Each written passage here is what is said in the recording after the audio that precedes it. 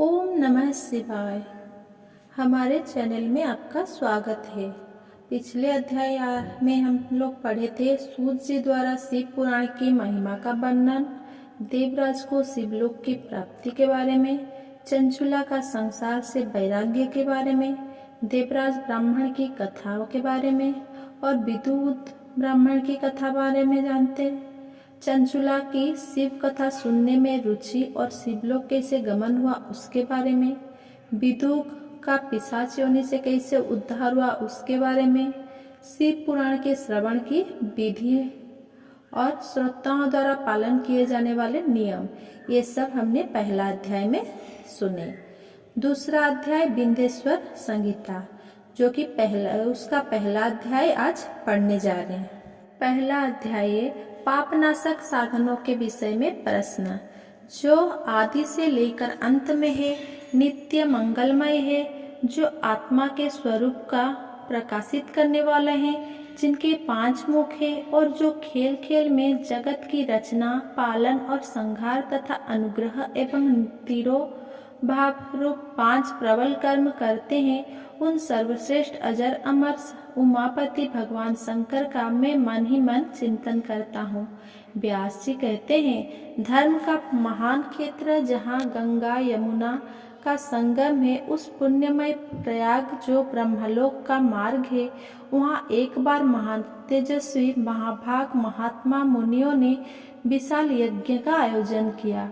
उस ज्ञान यज्ञ का समाचार सुनकर पौराणिक शिरोमणि व्यास जी ने शिष्य सूत जी वहाँ मुनियों के दर्शन के लिए आए। सूत जी का सभी मुनियों ने विधिवत स्वागत और सत्कार किया तथा उनकी स्तुति करते हुए हाथ जोड़कर उनसे कहा, हे सर्वज्ञ विद्वान रोमहर्षण जी, आप बड़े भाग्यशाली हैं। आपने स्वयं व्यास जी के मुख से पुराण विद्या प्राप्त की है। आप आश्चर्य स्वरूप कथाओं का भंडार है। आप भूत भविष्य और वर्तमान के ज्ञाता है। हमारा सौभाग्य है कि आपके दर्शन हुए। आपका यहाँ आना निरर्थक नहीं हो सकता। आप कल्याणकारी है। उत्तम बुद्धि वाले सूत जी, यदि आपका अनुग्रह हो तो गोपनीय होने पर भी आप शुभाशुभ तत्वों का वर्णन करें, जिससे हमारी तृप्ति नहीं होती और उसे सुनने की हमारी इच्छा ऐसे ही रहती है। कृपा कर उस विषय का वर्णन करें। घोर कलयुग आने पर मनुष्य पुण्य कर्म से दूर होकर दुराचार में फंस जाएंगे, दूसरों की बुराई करेंगे, पराई स्त्रियों के प्रति आसक्त होंगे, हिंसा करेंगे, मूर्ख नास्तिक और पशु बुद्धि हो जाएंगे। सूत जी, कलयुग में वेद प्रतिपादित वर्ण आश्रम व्यवस्था नष्ट हो जाएगी। प्रत्येक वर्ग और आश्रम में रहने वाले अपने अपने धर्मों के आचरण का परित्याग कर विपरीत आचरण करने में सुख प्राप्त करेंगे। इस सामाजिक वर्ण संकरता से लोगों का पतन होगा, परिवार टूट जाएंगे, समाज बिखर जाएगा, प्राकृतिक आपदाएं से जगह जगह लोगों की मृत्यु होगी, धन का क्षय होगा, स्वार्थ और लोभ की प्रवृत्ति बढ़ जाएगी, ब्राह्मण लोभी हो जाएंगे और वेद बेचकर धन प्राप्त करेंगे, मद से मोहित होकर दूसरों को ठगेंगे, पूजा पाठ नहीं करेंगे और ब्रह्म ज्ञान से शून्य होंगे। क्षत्रिय अपने धर्म को त्याग कर कुसंगी, पापी और व्यभिचारी हो जाएंगे। शौर्य से रहित वो शूद्रों जैसा व्यवहार करेंगे और काम के अधीन हो जाएंगे। वैश्य धर्म में विमुख हो संस्कार भ्रष्ट होकर कुमार्ग, धनोपार्जन परायण होकर नाप तौल में ध्यान लगाएंगे। शूद्र अपना धर्म कर्म छोड़कर अच्छी वेशभूषा से सुशोभित हो व्यर्थ घूमेंगे। वे कुटिल और ईर्ष्यालु होकर अपने धर्म के प्रतिकूल हो जाएंगे। कुकर्मा और वाद विवाद करने वाले होंगे। वे सर्व को कुलीन मानकर सभी धर्मों और वर्णों में विवाह करेंगे। स्त्रियां सदाचार में विमुख हो जाएंगी। वे अपने पति का अपमान करेंगे और सास ससुर से लड़ेगी, मलिन भोजन करेगी। उनका शील स्वभाव बहुत बुरा होगा। सूत जी इस तरह जिनकी बुद्धि नष्ट हो गई है और जिन्होंने अपने धर्म का त्याग कर दिया है, ऐसे लोग लोक परलोक में उत्तम गति कैसे प्राप्त करेंगे? इस चिंता से हम सभी व्याकुल हैं। परोपकार के समान कोई धर्म नहीं है। इस धर्म का पालन करने वाला दूसरों को सुखी करता हुआ स्वयं भी प्रसन्नता अनुभव करता है। ये भावना यदि निष्काम हो तो कर्ता का हृदय शुद्ध करते हुए उसे परम गति प्रदान करती है। हे महामुनि, आप समस्त सिद्धांतों के ज्ञाता है, कृपा कर कोई ऐसा उपाय बताइए जिससे इन सबको पापों का तत्काल नाश हो जाए। व्यास जी कहते हैं, उन श्रेष्ठ मुनियों की यह बात सुनकर सूत जी मन ही मन परम श्रेष्ठ भगवान शंकर का स्मरण करके उनसे इस प्रकार बोले। अध्याय 2 शिव पुराण का परिचय और महिमा। सूत जी कहते हैं, साधु महात्माओं, आपने बहुत अच्छी बात पूछी है। ये प्रश्न तीनों लोक का हित करने वाला है। आप लोगों के स्नेहपूर्ण आग्रह पर गुरुदेव व्यास का स्मरण कर मैं समस्त पाप राशियों से उद्धार करने वाले शिव पुराण की अमृत कथा का वर्णन कर रहा हूँ। ये वेदांत का सार सर्वस्व है। यही परलोक में परमार्थ को देने वाला है तथा दुष्टों का विनाश करने वाला है। इसमें भगवान शिव के उत्तम यश का वर्णन है। धर्म, अर्थ, काम और मोक्ष आदि पुरुषार्थ को देने वाला पुराण अपने प्रभाव की दृष्टि से वृद्धि तथा विस्तार को प्राप्त हो रहा है। शिव पुराण के अध्ययन से कलियुग के सभी पापों में लिप्त जीव उत्तम गति को प्राप्त होंगे। इसके हृदय से ही कलियुग का उत्पात शांत हो जाएंगे। शिव पुराण को वेद तुल्य माना जाएगा। इसका प्रवचन सर्वप्रथम भगवान शिव ने ही किया था। इस पुराण के 12 खंड या भेद है। ये 12 संहिताएं हैं: विंध्येश्वर संहिता, रुद्र संहिता, विनायक संहिता, उमा संहिता, सहस्र कोटि रुद्र संहिता, एकादश रुद्र संहिता, कैलाश संहिता, शतरुद्र संहिता, कोटि रुद्र संहिता, मातृ संहिता, वायव्य संहिता तथा धर्म संहिता। विंध्येश्वर संहिता में 10,000 श्लोक है। रुद्र संहिता, विनायक संहिता, उमा संहिता और मातृ संहिता प्रत्येक में 8-8 हजार श्लोक है। एकादश रुद्र संहिता में 13,000, कैलाश संहिता में 6,000, शतरुद्र संहिता में 3,000, कोटि रुद्र संहिता में 9,000, सहस्र कोटि रुद्र संहिता में 11,000, वायव्य संहिता में 4,000 तथा धर्म संहिता में 12,000 श्लोक है। मूल शिव पुराण में कुल 1,00,000 श्लोक है, परंतु व्यास जी ने इसे 24,000 श्लोकों में संक्षिप्त कर दिया है। पुराणों की कम संख्या में शिव पुराण का चौथा स्थान है, जिसमें 7 संहिताएं हैं। पूर्व काल में भगवान शिव ने 100 करोड़ श्लोकों का पुराण ग्रंथ ग्रंथित किया था। सृष्टि के आरंभ में निर्मित ये पुराण साहित्य अधिक विस्तृत था। द्वापर युग में दैत्यायन आदि महर्षियों ने पुराणों को 18 भागों में विभाजित कर 4,00,000 श्लोकों में इसको संक्षिप्त कर दिया। इसके उपरांत व्यास जी ने 24,000 श्लोकों में इसका प्रतिपादन किया। ये वेद तुल्य पुराणों विंध्येश्वर रूप संहिता, शतरुद्र संहिता, कोटि रुद्र संहिता, उमा संहिता, कैलाश संहिता और वायव्य संहिता नामक 7 संहिताओं में विभाजित है। ये 7 संहिताओं वाला शिव पुराण वेद के समान प्रामाणिक तथा उत्तम गति प्रदान करने वाला है। इस निर्मल शिव पुराण की रचना भगवान शिव द्वारा की गई है तथा इसको संक्षेप में संकलित करने का श्रेय व्यास जी को जाता है। शिव पुराण सभी जीवों का कल्याण करने वाला, सभी पापों का नाश करने वाला है। यही संपुरुषों को कल्याण प्रदान करने वाला है। ये तुलना सहित है तथा इसमें वेद प्रतिपादित अद्वैत ज्ञान तथा निष्कपट धर्म का प्रतिपादन है। शिव पुराण श्रेष्ठ मंत्र समूहों का संकलन है तथा यही सभी के लिए शिव धाम की प्राप्ति का साधन है। समस्त पुराणों में सर्वश्रेष्ठ शिव पुराण ईर्षा रहित अतः अंतःकरण वाले विद्वानों के लिए जानने की वस्तु है। इसमें परमात्मा का गान किया गया है। इस अमृतमय शिव पुराण को आदर से पढ़ने और सुनने वाला मनुष्य भगवान शिव का प्रिय होकर परम गति को प्राप्त कर लेते हैं।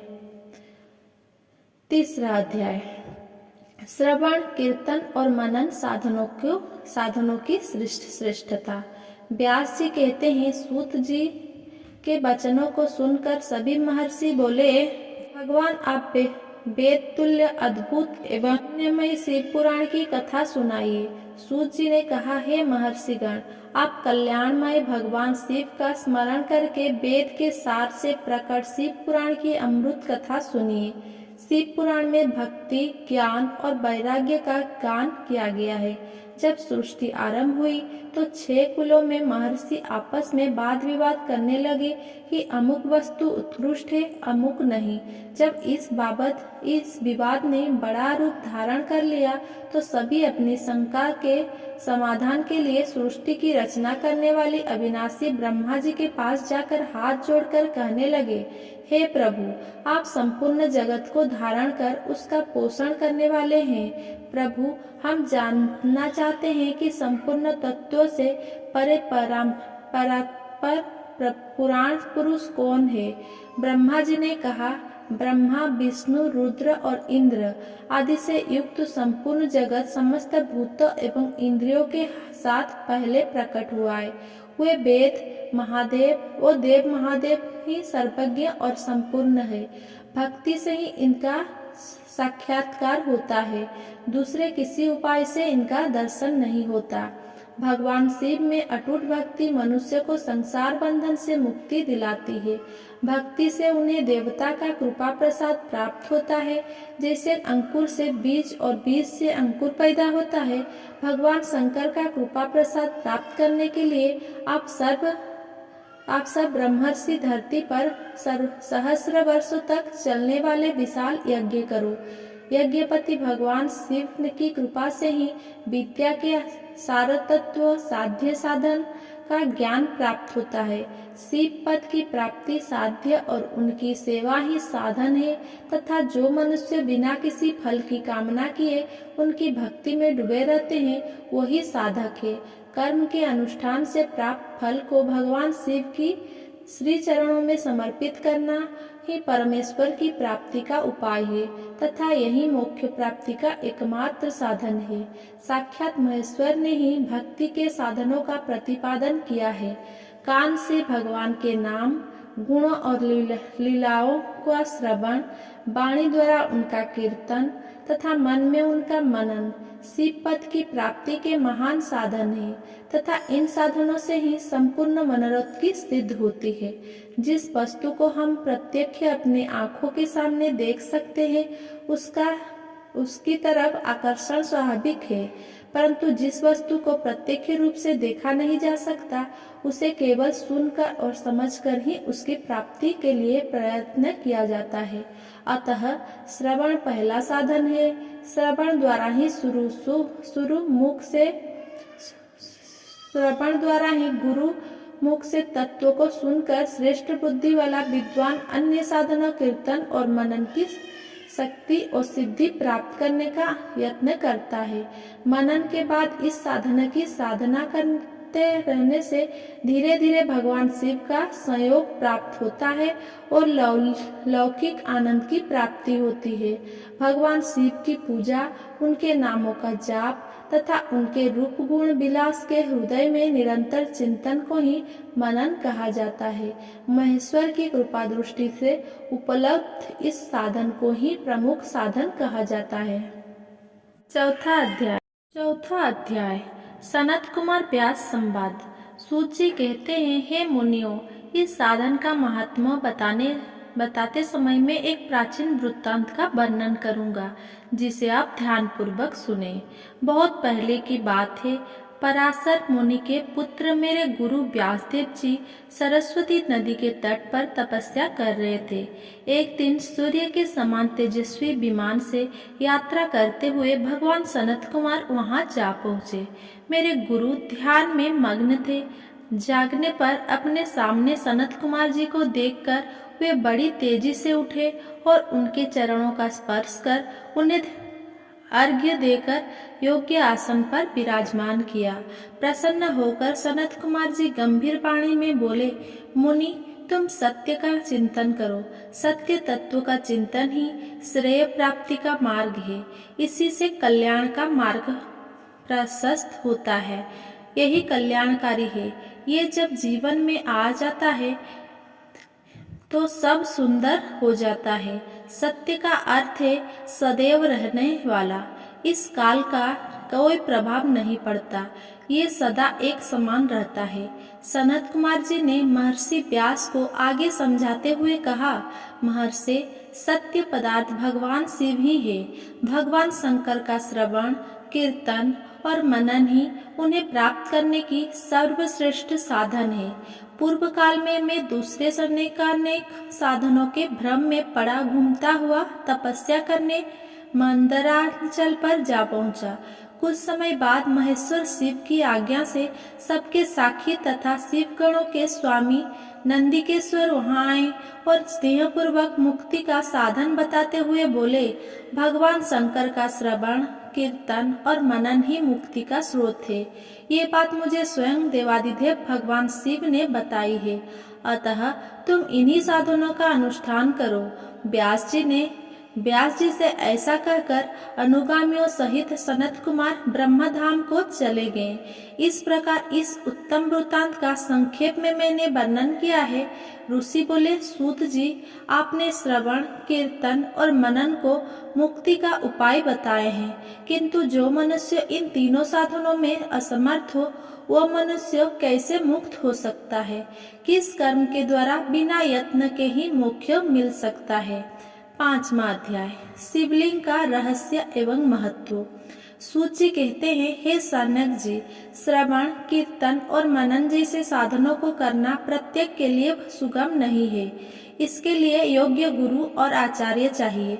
गुरुमुख से सुनी गई वाणी मन की शंकाओं को दग्ध करती है। गुरुमुख से सुने शिव तत्व द्वारा शिव के रूप स्वरूप के दर्शन और गुणानुवाद में रसानुभूति होती है। तभी भक्त कीर्तन कर पाता है। यदि ऐसा कर पाना संभव ना हो तो मोक्षार्थी को चाहिए कि वह भगवान शंकर के लिंग एवं मूर्ति की स्थापना करके रोज उनकी पूजा करे। इसे अपनाकर वो इस संसार सागर से पार हो सकता है। संसार सागर से पार होने के लिए इस तरह की पूजा आसानी से भक्ति पूर्वक की जा सकती है। अपनी शक्ति एवं सामर्थ्य के अनुसार धनराशि से शिवलिंग या शिव मूर्ति की स्थापना कर भक्ति भाव से उसकी पूजा करनी चाहिए। मंडप, गोपुर, तीर्थ, मठ एवं क्षेत्र की स्थापना कर उत्सव का आयोजन करना चाहिए तथा पुष्प, धूप, वस्त्र, गंध, दीप तथा पुआ और तरह तरह के भोजन नैवेद्य के रूप में अर्पित करने चाहिए। श्री शिव जी ब्रह्मा रूप और निष्कल अर्थात कला रहित भी है और कला रहित भी मनुष्य, इन दोनों स्वरूपों की पूजा करते हैं। शंकर जी को ही ब्रह्मा पदवी भी प्राप्त है। कलापूर्ण भगवान शिव की मूर्ति पूजा भी मनुष्य द्वारा की जाती है और वेदों ने भी इस तरह की पूजा की आज्ञा प्रदान की है। सनत कुमार जी ने पूछा, हे नंदिकेश्वर, पूर्व काल में उत्पन्न हुए लिंग पर बेर अर्थात मूर्ति की उत्पत्ति के संबंध में आप इस हमें विस्तार से बतलाइए। नंदिकेश्वर ने बताया, मुनीश्वर, प्राचीन काल में एक बार ब्रह्मा और विष्णु के मध्य युद्ध, तो उनके बीच स्तंभ रूप से शिव जी प्रकट हो गए। इस प्रकार उन्होंने पृथ्वीलोक का संरक्षण किया। उसी दिन से महादेव जी का लिंग के साथ साथ मूर्ति पूजन भी जगत में प्रचलित हो गया। अन्य देवताओं की साकार अर्थात मूर्ति पूजा होने लगी, जो कि अभिष्ट फल प्रदान करने वाली है, परंतु शिव के लिंग और मूर्ति दोनों स्वरूप ही पूजनीय है। अगर ये वीडियो पसंद आया हो तो मेरा ये वीडियो को लाइक, शेयर एंड कमेंट करिए और मेरा चैनल को सब्सक्राइब करें। धन्यवाद।